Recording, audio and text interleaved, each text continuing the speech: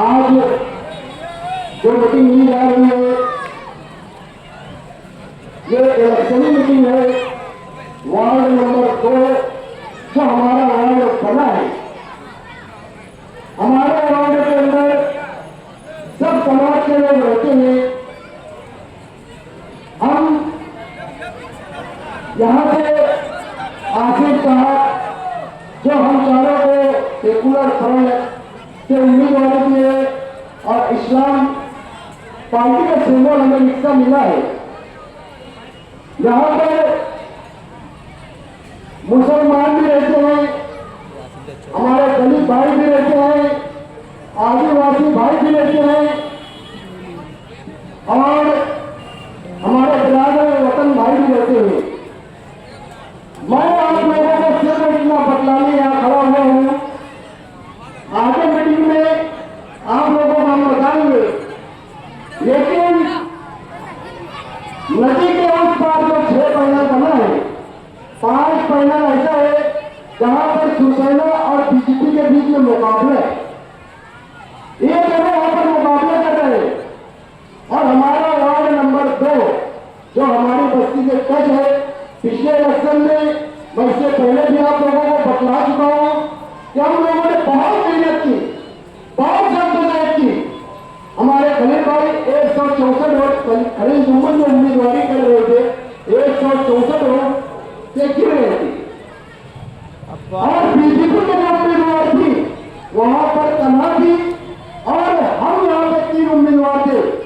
एक हमारे अकील भाई थे, एक हमारे बड़े भाई फारूक मेंबर जो आज ये भाई उनसे उम्मीदवारी कर रहे हैं, उस वक्त तो शिवसेना की उम्मीदवारी कर रहे थे और एक जनता दल की सीट यहाँ पर थी और 5-5.5 करोड़ से बीजेपी की छाया सिंधे चुन कर रही थी, जो आज भी इस वार्ड के उम्मीदवार है।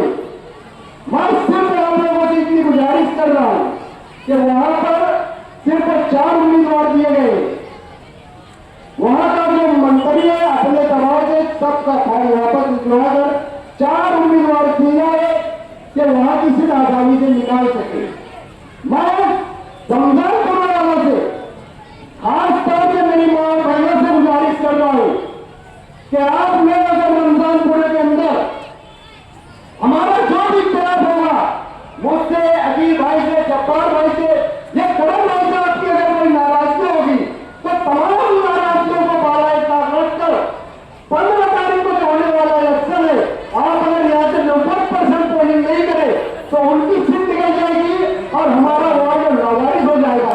अगर आप लोग चाहते हैं कि यहाँ से हमारा वार्ड चून बन जाए और हमारे वार्ड में काम हो तो आप लोगों को यहाँ पर 90% पोलिंग करनी होगी। और ये जो हमारे उम्मीदवार है उनके बारे में बोलने की जरूरत नहीं है। एक यहाँ का गठबंधन है जिसकी बहन उम्मीदवारी कर रही है, एक खिचड़ी पहुंचाने वाला उम्मीदवार है, उसने खिचड़ी पहुंचा दे दादा मुझे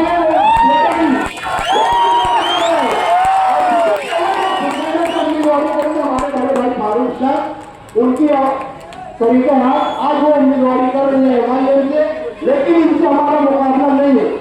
हमारा मुकाबला मैं इससे पहले भी आपको मीटिंग में बतला चुका हूं कि डायरेक्ट इनडायरेक्ट उन लोगों से ये सिर्फ हमारी वोट काटने के वास्ते कि 2-3 हजार वोट कट जाए और वहां का पैनल आसानी से निकल जाए, ये ज्यादा दूसरे के कहने पर उम्मीदवारी कर रहे हैं।